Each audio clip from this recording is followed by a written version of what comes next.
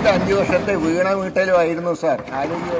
അമ്മായിയപ്പനെ കിട്ടിയത് പിഷാരടിയിൽ നിന്നാണെങ്കിൽ മരുമോനക്ക് കിട്ടിയത് സാക്ഷാൽ മുരളിയുടെ കയ്യിൽ നിന്നാണ്. കണ്ടോക്ക്.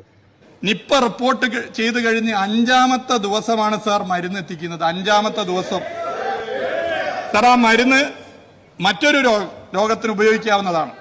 അങ്ങനെയെങ്കിൽ അതിന്റെ പ്രതിരോധം സംസ്ഥാനത്ത് നേരത്തെ നടത്തിയിരുന്നെങ്കിൽ ഈ മരുന്ന് നേരത്തെ തന്നെ 10 ദിവസം മുമ്പ് വാങ്ങിവെക്കുന്ന സാഹചര്യം ഉണ്ടാകുമായിരുന്നു സാർ. അതിന് യാതൊരുവിധ പരിശ്രമവും ആരോഗ്യവകുപ്പിന്റെ ഭാഗത്തുനിന്നുണ്ടായില്ല. ഇവിടെ പിന്നെ സാർ ആരോഗ്യവകുപ്പിൽ നിന്ന് ആകെ നേരിടുന്നൊരു പ്രശ്നം എന്ന് പറയുന്നത് കഴിഞ്ഞ 10 വർഷക്കാലത്തെ റീൽസും അവസാനത്തെ 5 വർഷത്തെ വീണ വീട്ടലുമായിരുന്നു സാർ ആരോഗ്യവകുപ്പുണ്ടായ ഏതൊരു പ്രശ്നം എന്ന് പറയുന്നത്.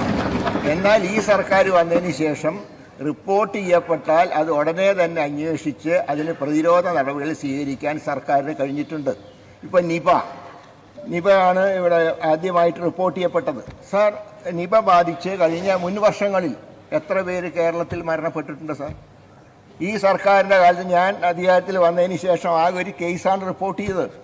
ആ കേസ് റിപ്പോർട്ട് ചെയ്തപ്പോൾ ഉടൻ തന്നെ അതിനുള്ള പ്രതിരോധ നടപടികൾ സ്വീകരിച്ചു. ഇതുവരെ ഒരാൾക്ക് മാത്രമാണ് സാർ പോസിറ്റീവായത്. സമ്പർക്ക പട്ടിക ഞങ്ങൾ തയ്യാറാക്കി, 104 പേരുടെ സമ്പർക്ക പട്ടിക. സാർ, ഈ രോഗിക്ക് രോഗം സ്ഥിരീകരിച്ചപ്പോൾ ആദ്യം ശ്രീ റിയാസ് പറഞ്ഞു, മന്ത്രി ഒന്ന് പറഞ്ഞു, ഉദ്യോഗസ്ഥർ വേറെ പറഞ്ഞു. ചില ഉദ്യോഗസ്ഥന്മാർ ഭരണം മാറിയതറിയാതെ കഴിഞ്ഞ സർക്കാരിനോട് കൂറ് കാണിക്കുന്ന ചില പ്രവർത്തനങ്ങൾ നടത്തിയപ്പോൾ അവരിന്ന് കസാല മാറ്റിയിരുത്തിയിട്ടേ ഉള്ളൂ സാർ. മറ്റൊരു കുഴപ്പമുണ്ടായിട്ടില്ല സാർ. ഈ നിപ രോഗിക്ക് ആദ്യ ദിവസം തന്നെ കഴിഞ്ഞ 10-ാം തീയതിയാണ് രോഗി അഡ്മിറ്റാക്കുന്നത്. ആദ്യ ദിവസം തന്നെ ചികിത്സാ മരുന്നുകളായ മോണോക്ലോണൽ ആൻറ്റിബോഡി, അതും റിബാവിറിനും, ഈ 2 മരുന്നുകൾ അന്ന് തന്നെ കൊടുത്തു. പിന്നെയുള്ളത് ഇവിടെ ബഹുമാനപ്പെട്ട അംഗം പറഞ്ഞത് റെംഡിസിവിർ എന്ന മരുന്നാണ്. അത് സാർ അങ്ങയുടെ ശ്രദ്ധയ്ക്ക് വേണ്ടി പറയുകയാണ്, അങ്ങ് മന്ത്രിയായ ആ മന്ത്രിസഭയുടെ കാലം തൊട്ട് ഈ മരുന്ന് വാങ്ങിച്ച് സ്റ്റോക്ക് ചെയ്തിട്ടില്ല സാർ. 24 മണിക്കൂറിനുള്ളിൽ 10-ാം തീയതി റിപ്പോർട്ട് ചെയ്തു. 24 മണിക്കൂറിനുള്ളിൽ ബഹറിൽ നിന്ന് ഡൽഹി വഴി ആ മരുന്ന് കണ്ണൂരെത്തിച്ച് അന്ന് രാത്രി തന്നെ രോഗിക്ക് ആദ്യ ഡോസ് കൊടുത്തു. ഇപ്പോൾ അദ്ദേഹം സത്യത്തിൽ ആ രോഗിയെ അവിടെ അഡ്മിറ്റ് ചെയ്യുമ്പോൾ 24 മണിക്കൂർ പോലും ആ രോഗി സർവൈവ് ചെയ്യില്ല എന്നായിരുന്നു ഡോക്ടർമാർ പറഞ്ഞത്. ഏതായാലും ഇതുവരെയായിട്ട് കുഴപ്പം കൂടാതെ അദ്ദേഹം വെന്റിലേറ്ററിലാണ്. പക്ഷേ സ്ഥിതി ഗുരുതരമാണ് എന്ന് ഞാൻ സമ്മതിക്കുന്നു. പക്ഷേ വരുന്ന ആ സന്ദർഭത്തിനേക്കാൾ സ്ഥിതി കുറച്ചുകൂടെ ഭേദപ്പെട്ടിട്ടുണ്ട് എന്നാണ് കിട്ടിയിട്ടുള്ള വിവരം. പക്ഷേ എന്ന് വിചാരിച്ച് അത് സീരിയസ് അല്ലാതെ ഞാൻ പറയുന്നില്ല.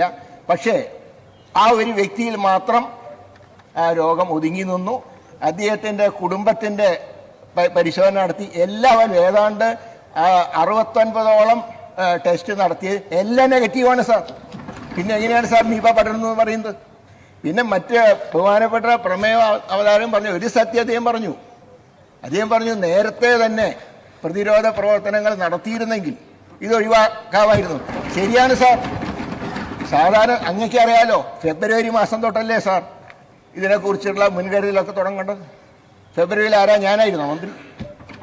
ഫെബ്രുവരി മുതൽ ഒന്നും നടത്തിയില്ല സാർ. ഒരു രോഗപ്രതിരോധ പ്രവർത്തനങ്ങളും നടത്തിയില്ല. മഴക്കാല ശുചീകരണ പ്രവർത്തനങ്ങൾ ഒന്നും നടത്തിയില്ല. ഇതെല്ലാം കഴിഞ്ഞ മെയ് മാസത്തിൽ ഞങ്ങളൊക്കെ ചാർജ് എടുത്തപ്പോഴാണ് ഈ രോഗം അപ്പോഴേക്കും വ്യാപിച്ചു കഴിഞ്ഞു. പക്ഷേ ആ വ്യാപനത്തിന് ഒരു പരിധി വരെ തടയാൻ ഈ സർക്കാരിന് കഴിഞ്ഞിട്ടുണ്ട്. അതിന് പ്രഖ്യാപിച്ച ഡ്രൈഡേ ഞാൻ പറഞ്ഞാൽ ഇതൊക്കെ മറുപടിയിൽ പറഞ്ഞ കാര്യങ്ങളാണ്. അദ്ദേഹം നേരത്തെ തയ്യാറാക്കി കൊണ്ടുവന്ന ഒരു പ്രസംഗം കാരണമാണ് അതൊക്കെ എഴുതി വായിച്ചത്. അതുപോലെ തന്നെ അദ്ദേഹം പറഞ്ഞത് ചില ഉദ്യോഗസ്ഥന്മാരില്ല. സാർ, ഞാൻ ചോദിക്കട്ടെ, ജില്ലാ മെഡിക്കൽ ഓഫീസർമാരില്ല, സമ്മതിച്ചു. 5 ജില്ലകളിൽ ഇപ്പോൾ DMOമാരില്ലെങ്കിലും ചാർജുള്ളവരുണ്ട്. എന്നുതൊട്ടാണ് ആ പോസ്റ്റ് ഒഴിവായത്? കണ്ണൂർ, കോഴിക്കോട്, കാസർഗോഡ്, ഇടുക്കി, മലപ്പുറം ജില്ലകളിലൊക്കെ ചാർജ് ഓഫീസർമാർ ഞങ്ങൾ വന്നിട്ടാണ് സാർ കൊടുത്തത്. സാർ, ഇതിൽ ഈ കാസർഗോഡ് മാത്രമല്ല, ഇതിൻ്റെ ലിസ്റ്റ് തയ്യാറാക്കിയിട്ടില്ല. ഇപ്പോഴാണ് DPC കൂടി ലിസ്റ്റ് തയ്യാറാക്കി സാർ.